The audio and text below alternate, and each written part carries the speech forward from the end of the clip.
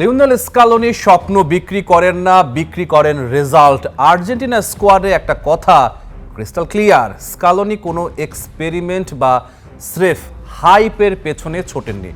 ভরসা রেখেছেন তার সেই পুরনো পরীক্ষিত উইনিং কম্বিনেশনের উপর। কেন এই চেনা ফর্মুলাই আবারও ইতিহাস গড়তে পারে? এই স্কোয়াডের মূল মন্ত্র একটাই, ট্রাস্ট, কেমিস্ট্রি এবং রিলায়েবিলিটি। এমন একটা দল যারা চাপের মুখেও স্নায়ু ধরে রেখে ম্যাচ বের করে আনতে পারে। স্কালোনির দলে চমকের কোনো জায়গা নেই, নতুন মুখ কম, পরিচিত মুখ বেশি। কাতারে যখন প্রতিটা ম্যাচে তিনি তার একাদশ বদলেছেন, ট্যাকটিক্স বদলেছেন, কেউ বুঝতে পারেনি পরবর্তী চালটা কি হবে।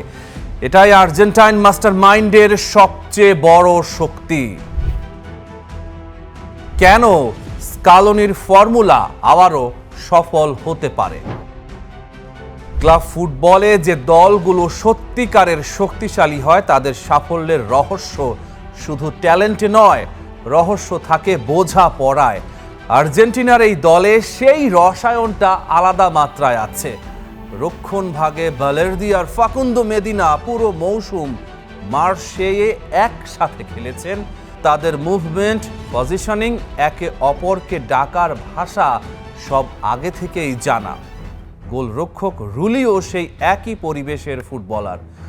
আর্জেন্টিনার বিশ্বকাপ দলে আতলেতিকো মাদ্রিদের 6 জন ফুটবলার রয়েছেন যাদের মধ্যে বল ছাড়া দৌড়ের ভাষাটা আগে থেকেই রপ্ত। এটা আন্তর্জাতিক ফুটবলের সবচেয়ে বড় সুবিধা, ক্লাব কেমিস্ট্রিকে জাতীয় দলের রঙে রাঙানো। আর্জেন্টিনার ড্রেসিং রুম যেন কোনো ক্লাবের এক্সটেনশন। মিডফিল্ডে কাতারের সেই চেনা মুখগুলো, ম্যাকঅ্যালিস্টার, দি পল, এনজো, যারা 2022 সালে ট্রফি উঁচিয়ে ধরেছিলেন, যারা এরপর কোপা আমেরিকাও জিতেছিলেন। কাতারে স্কালোনির অন্যতম বড় শক্তি ছিল তার ট্যাকটিক্যাল অ্যাডাপ্টেবিলিটি, মানিয়ে নেয়ার ক্ষমতা। আর্জেন্টিনা যে 7টি ম্যাচ খেলেছিল প্রতিটাতেই প্রতিপক্ষের শক্তি বুঝে একাদশ ও ট্যাকটিক্স পরিবর্তন করেছিলেন। একটা কঠোর ও নির্দিষ্ট ফরমেশনে দলকে আটকে না রেখে তিনি এমন একটা দল গড়ে তুলেছিলেন যা টুর্নামেন্ট যত এগিয়েছে ততই আরও শানিত হয়ে উঠেছে। স্কালোনি এখন সেই একই দর্শনে আস্থা রাখছেন। অভিজ্ঞ রক্ষণভাগ, চেনা মিডফিল্ড জুটি থেকে শুরু করে লিওনেল মেসি, হুলিয়ান আলভারেজ এবং লাউতারো মার্টিনেজের নেতৃত্বাধীন আক্রমণ ভাগ, সব মিলিয়ে এটা এমন একজন কোচের ভাবনার প্রতিফলন যিনি বিশ্বকাপের বছরে নতুন কোনো পরীক্ষা নিরীক্ষায় বিশ্বাসী নন। লিওনেল মেসির কারণেই কি আর্জেন্টিনা ফেভারিট? ইন্টার মায়ামির হয়ে অবিশ্বাস্য ফর্মে রয়েছেন মেসি। শেষ 5টি ম্যাচে তিনি 12টি গোলে সরাসরি অবদান রেখেছেন। টুর্নামেন্টে নামার আগে তার এই দুর্দান্ত ফর্ম আর্জেন্টিনাকে আবারও ট্রফি জেতার অন্যতম প্রধান দাবিদার হিসেবে শক্তিশালী অবস্থানে দাঁড় করিয়েছে। যদিও তার ফিটনেস নিয়ে প্রশ্ন রয়েছে, কিন্তু 4 বছর ধরে মেসি এই বিশ্বকাপের জন্যই নিজেকে প্রস্তুত করেছেন। হয়তো তার গতি কমেছে, কিন্তু ভিশন এবং গেম রিড করার ক্ষমতা আরও বেড়েছে। উত্তর আমেরিকার মাটিতে খেলা, লাতিন আমেরিকার সুবিধা। আর একটা গুরুত্বপূর্ণ বিষয় হলো বিশ্বকাপের ভেন্যু। ঐতিহাসিকভাবে আবহাওয়া ও পারিপার্শ্বিক অবস্থার কারণে উত্তর বা দক্ষিণ আমেরিকায় আয়োজিত বিশ্বকাপগুলোতে ইউরোপীয় দেশগুলোকে বেশ বেগ পেতে হয়েছে। বাস্তবিক অর্থে জার্মানি একমাত্র ইউরোপীয় দেশ যারা আমেরিকার মাটিতে বিশ্বকাপ জেতার কীর্তি গড়েছে। 2014 সালে ব্রাজিলের মাঠে উত্তর আমেরিকার গরম আর্দ্র পরিবেশে ইউরোপীয় দলগুলো শারীরিক শক্তির দিক থেকে পিছিয়ে পড়তে পারে, বিশেষ করে ম্যাচের শেষ দিকে। বিশ্বকাপের মাত্র 2টি দেশ নিজেদের শিরোপা সফলভাবে ধরে রাখতে পেরেছিল, 1938 সালে ইতালি এবং 62 সালে ব্রাজিল। গত 64 বছর ধরে প্রতিটা বর্তমান চ্যাম্পিয়নই খেতাব ধরে রাখার লড়াইয়ে ব্যর্থ হয়েছে। কিন্তু মজার ব্যাপার হলো 1962 সালে ব্রাজিলের সফলভাবে শিরোপা ধরে রাখার ব্লুপ্রিন্ট এবং আসন্ন বিশ্বকাপে আর্জেন্টিনার নেয়া কৌশলের মধ্যে দারুণ মিল রয়েছে। 1958 সালে সুইডেনের মাটিতে বিশ্বকাপ জয়ের 4 বছর পর ব্রাজিল 1962 সালে আবারও টুর্নামেন্টে ফিরে ফাইনালের একাদশের 11 জনের মধ্যে 9 জন খেলোয়াড়কে নিয়ে। তারা সেই পরীক্ষিত দলের উপর আস্থা রেখেছিলেন যারা জানতো বিশ্ব চ্যাম্পিয়ন হতে কি প্রয়োজন। স্কালোনি এখন সেই একই ছকে দলকে খেলাবেন। ফুটবল ইতিহাসে এমন ঘটনা বিরল, একটা দল বিশ্বকাপ জিতে ফেরে আর 4 বছর পরেও সেই একই কোর গ্রুপকে নিয়ে মাঠে নামে। এটাই লিওনেল স্কালোনির দর্শন। কাতার বিশ্বকাপের 26 জনের মধ্যে 17 জন খেলবেন 2026 বিশ্বকাপে। বাকিদের মধ্যে জিওভানি লো সেলসো ও নিকো গঞ্জালেস চোটের কারণে কাতার বিশ্বকাপে খেলতে পারেননি। তার মানে মূল কাঠামো প্রায় অক্ষুণ্ণ। মিডফিল্ড আর্জেন্টিনার গোপন অস্ত্র। আন্তর্জাতিক ফুটবলে মিডফিল্ড দিয়ে ম্যাচের চিত্রনাট্য লেখা হয়। আর্জেন্টিনার সেই চিত্রনাট্য এখন পৃথিবীর সেরাদের মধ্যে একটা। অ্যালেক্সিস ম্যাকঅ্যালিস্টার লিভারপুলের ইঞ্জিন রুমে বছরের পর বছর যে ডেপথ ও মার্কসম্যানশিপ দেখিয়েছেন, সেটা এখন আর্জেন্টিনার রং পরে মাঠে নামে। এনজো ফার্নান্দেজের বক্স টু বক্স ক্যাপাসিটি, অসাধারণ ডিফেন্সিভ ডিউটি থেকে শুরু করে অ্যাটাকিং রানে শেষ পুরো স্পেকট্রাম জুড়ে কাজ করতে পারেন তিনি। রদ্রিগো দি পলের ওয়ার্ক রেট ও প্রেসিং ইন্টেন্সিটি প্রতিপক্ষকে নিঃশ্বাস নিতে দেয় না। এই 3 জনের সাথে যোগ হয়েছেন লো সেলসো, যিনি কাতারে যেতে পারেননি। তার মানে স্কালোনির হাতে এখন মিডফিল্ডে রোটেশনের বিলাসিতাও আছে। একটা বিশ্বকাপে 7টা ম্যাচ খেলতে হয়। ফ্রেশ লেগস মানে ফ্রেশ আইডিয়া। মেসি আর্জেন্টিনার আক্রমণের একমাত্র কেন্দ্র নন। 38 বছর বয়সে 6ষ্ঠ বিশ্বকাপে পা রাখবেন লিওনেল মেসি। টুর্নামেন্ট চলার মাঝেই পেরোবেন 39। কাতার বিশ্বকাপ জয়ের পর এই বিশ্বকাপের পরই সম্ভবত আন্তর্জাতিক ফুটবলকে বিদায় জানাবেন তিনি। অর্থাৎ তার টিমমেটরা জানেন এটাই শেষ সুযোগ মেসির বিদায়কে সোনালি করে দেয়ার। সেই আবেগটা এখন একটা অদৃশ্য ইঞ্জিন হিসেবে কাজ করবে। কিন্তু বাস্তবতা হলো হ্যামস্ট্রিংয়ে অতিরিক্ত চাপের খবর উঠে এসেছে। 90 মিনিট ধরে 7 ম্যাচ দৌড়ানো 38 বছরে সম্ভব নয়। স্কালোনি তাই কৌশল বদলেছেন। মেসিকে এখন আর আক্রমণের একমাত্র কেন্দ্র ধরা হচ্ছে না। অ্যাটাক মেসির বাইরেও অপশন রয়েছে। কাতারে মেসি না জ্বললে আর্জেন্টিনা অন্ধকারে হাতড়াত। এবার সেই দুর্বলতা অনেকটাই কেটেছে। হুলিয়ান আলভারেজ এখন আর্জেন্টিনার আক্রমণের মেরুদণ্ড। আতলেতিকো মাদ্রিদে এই মৌসুমে তার পারফরম্যান্স ছিল দুরন্ত। তিনি মেসির রানিং করতে পারেন, সেন্টার ফরওয়ার্ড হিসেবে খেলতে পারেন, আবার নম্বর 10-এর ভূমিকায় নেমে লাউতারো মার্তিনেজের জন্য স্পেস তৈরি করতে পারেন। লাউতারো নিজে ইন্টার মিলানে যে ফর্মে আছেন তা ইউরোপের যে কোনো ডিফেন্সের কাছে আতঙ্কের কারণ। নিকো পাজ কোমোতে যা করেছেন, একজন ক্রিয়েটিভ প্লেমেকার হিসেবে তাতে সাব হিসেবে এসে ক্লান্ত ডিফেন্সকে ছিন্ন ভিন্ন করে দেওয়ার ক্ষমতা রাখেন। ভ্যালেন্তিন বার্কো হতে পারেন দি মারিয়ার লো-ফাই ভার্সন। উইং ধরে ছুটে যাওয়া, মাঝ মাঠেও চলে আসার ভার্সেটিলিটি।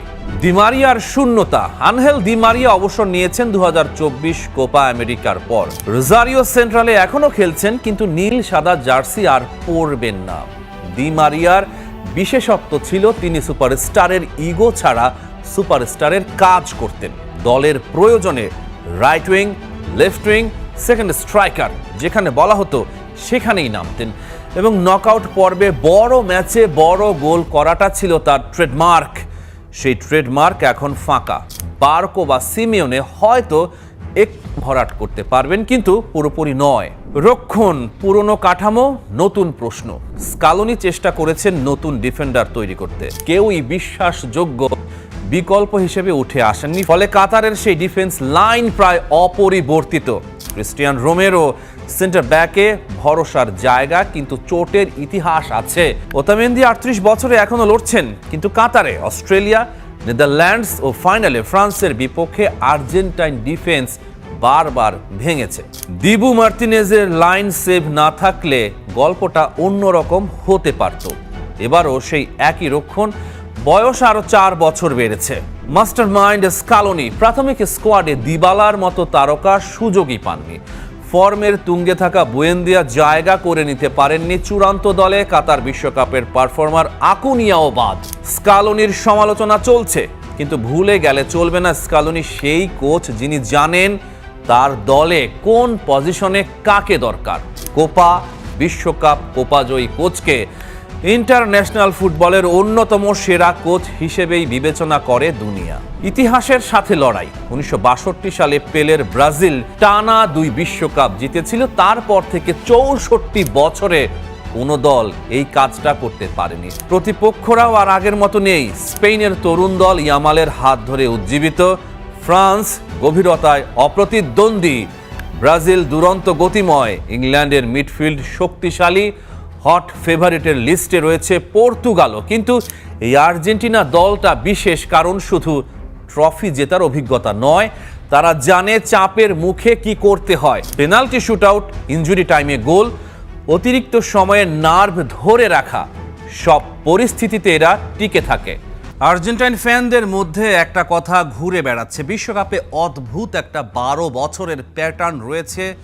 যে দল এক বিশ্বকাপে রানার্স আপ হয়, ঠিক 12 বছর পর সে দল নাকি বিজয়ীর মুকুট পরে।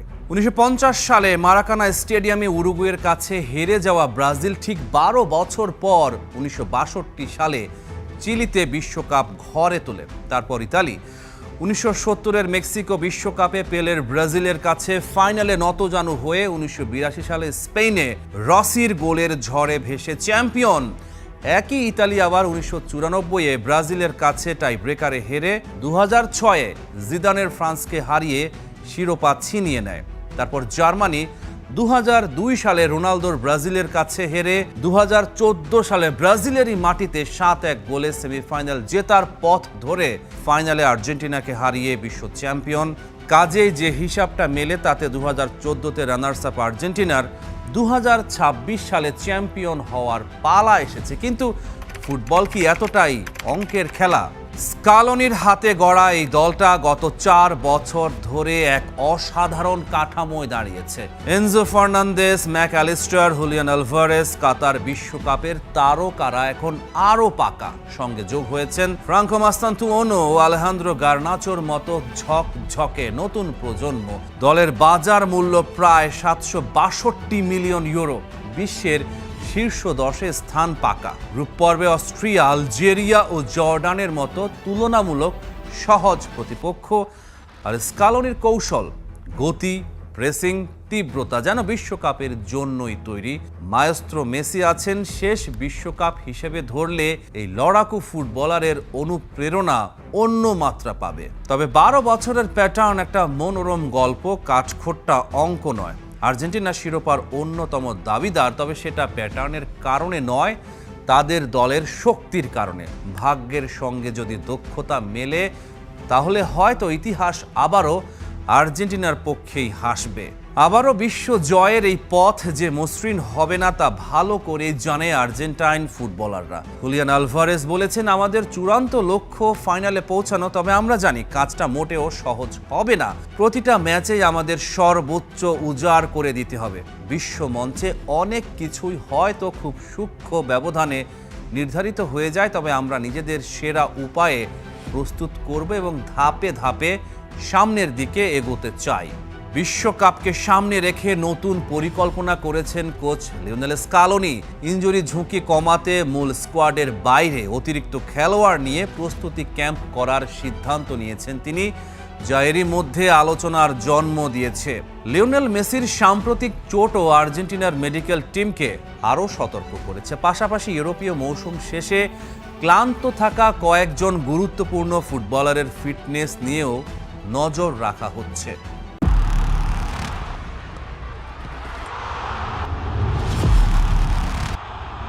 আপাতত লিওনেল মেসিকে নিয়ে শঙ্কা নেই। আর্জেন্টিনার বিশ্বকাপ প্রস্তুতি ম্যাচেও তার খেলার সম্ভাবনা বেশি। স্বস্তির নিঃশ্বাস ফেলেছেন কোটি কোটি আর্জেন্টাইন ফ্যান। তবু প্রশ্নটা থেকেই যায়, মেসি যদি পুরো 90 মিনিট মাঠে না থাকেন অথবা যদি একটা গোটা ম্যাচেই না খেলেন, তাহলে সেই প্রশ্নের উত্তর খুঁজতে হলে ফিরে তাকাতে হবে অতীতে। কারণ স্কালোনির আর্জেন্টিনা এরই মধ্যে সেই পরীক্ষায় উত্তীর্ণ হয়েছে একাধিকবার, একাধিক রণাঙ্গনে। মাস্টারমাইন্ড স্কালোনি মেসি না থাকলে দলকে কাটছাঁট করেন না, বরং পুনর্বিন্যস্ত করেন। 2026 বিশ্বকাপের বাছাই পর্বে দুটি গুরুত্বপূর্ণ ম্যাচে মেসিকে ছাড়াই মাঠে নামতে হয়েছিল আর্জেন্টিনাকে। উরুগুয়ে সফর আর ঘরের মাঠে ব্রাজিলের বিপক্ষে ম্যাচ, দুটোই ছিল কঠিন পরীক্ষা। মন্টেভিডিওর মাঠে উরুগুয়ের বিপক্ষে স্কালোনি মাঠে নামিয়েছিলেন দলকে এক অভিনব রণনীতিতে। পারেদেস আর ম্যাকঅ্যালিস্টার দুজন মিলে মধ্য মাঠে গড়েছিলেন চীনের দেয়াল, আর সেই দেয়ালের পেছন থেকে এগিয়ে গিয়েছিলেন এনজো ফার্নান্দেস। চেলসিতে যেভাবে খেলেন ঠিক সেভাবে, একটু সামনে অ্যাটাকিং মুডে, ডান পাশে গিউলিয়ানো সিমিওনে, বাঁয়ে থিয়াগো আলমাদা, আর সামনে একা দাঁড়িয়ে থাকা সেই শিকারী হুলিয়ান আলভারেস। মেসির 10 নম্বর জার্সিটা সেদিন গায়ে তুলেছিলেন আনহেল কোর্রেয়া। জয়সূচক গোলটা এসেছিল আলমাদার পা থেকে। মন্টেভিডিওতে সেদিন রাতে আর্জেন্টিনা প্রমাণ করেছিল মেসির নামের ভার ছাড়াও তারা জিততে জানে। আর্জেন্টিনা 4-1 ব্রাজিল, ইতিহাসের রাত।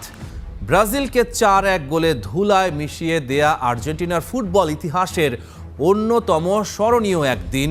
সেই ম্যাচেও মেসি ছিলেন না। সেদিন পারেদেস খেলেছিলেন ডিফেন্সিভ মিডফিল্ডার হিসেবে, এনজো আর ম্যাকঅ্যালিস্টার দুই পাশে, রদ্রিগো দি পল আর থিয়াগো আলমাদা দুই উইংয়ে, আর সামনে একাই 100 ছিলেন হুলিয়ান আলভারেস। আবারও সেই 10 নম্বর গায়ে ছিলেন কোর্রেয়া। গোটা ম্যাচটাই যেন ছিল এক সিম্ফনি। প্রত্যেকটা ফুটবলার জানতো তাকে কোন ছন্দে খেলতে হবে। 2024 কোপা আমেরিকার ফাইনাল। 2024 কোপা আমেরিকার ফাইনালে কলম্বিয়ার বিপক্ষে ম্যাচটার কথা মনে আছে তো? হার্ড রক স্টেডিয়ামে মেসি চোট পেয়ে মাঠ ছাড়লেন, কান্না চোখে বেঞ্চে বসে রইলেন। এমন এক দৃশ্য যা হৃদয় ভেঙে দিয়েছিল। কিন্তু আর্জেন্টিনা, বিশ্ব চ্যাম্পিয়নরা ভেঙে পড়েনি। স্কালোনি নতুন ছক সাজালেন। বামে নিকো গঞ্জালেস, ডানে সরে গিয়েছিলেন দি মারিয়া। লাউতারো মার্তিনেজ অতিরিক্ত সময়ে এসে করলেন সেই গোল, যে গোলে ট্রফি এলো, যে গোলে কোটি আর্জেন্টাইনের চোখে আবারও জল এলো। মেসি বেঞ্চ থেকে দাঁড়িয়ে দেখলেন তার দল তাকে ছাড়াও চ্যাম্পিয়ন হতে পারে। ফ্যানদের প্রত্যাশা মেসি বিশ্বকাপে আর্জেন্টিনার জার্সিতে প্রতিটা মিনিট মাঠে থাকুক, কিন্তু যদি কোনো কারণে তিনি না পারেন, তাহলে এই আর্জেন্টিনা প্রস্তুত। স্কালোনির কাছে কৌশলের ভান্ডার পরিপূর্ণ। ম্যাকঅ্যালিস্টার আছেন, এনজো আছেন, দেপল আছেন, আলমাদা আছেন, লাউতারো মার্তিনেজ আছেন, আর আছেন স্পাইডার হুলিয়ান আলভারেস। আলভারেস মনে করিয়ে দিচ্ছেন যে এই আর্জেন্টিনা দল যদি এবার বিশ্বকাপ জেতে, তাহলে তারা ইতিহাসের এক অনন্য পাতায় নাম লেখাবে। টানা 2 বিশ্বকাপ, মাঝে টানা 2 কোপা আমেরিকা, এমন রাজত্ব ফুটবলের ইতিহাসে বিরল। ব্রাজিল 1958 ও 1962-তে পেরেছিল। সেই তালিকায় নাম তুলতে চায় মেসির আর্জেন্টিনা। আলভারেস বলেছেন, গত কয়েকটা বছর আমাদের দেশের ফুটবলে সোনালী যুগ চলছে। 16 জুন আলজেরিয়ার বিপক্ষে ম্যাচ দিয়ে শুরু হবে আর্জেন্টিনার বিশ্বকাপ অভিযান। গ্রুপ জেতে অস্ট্রিয়া আর জর্ডানও আছে। Rahman pair, star play.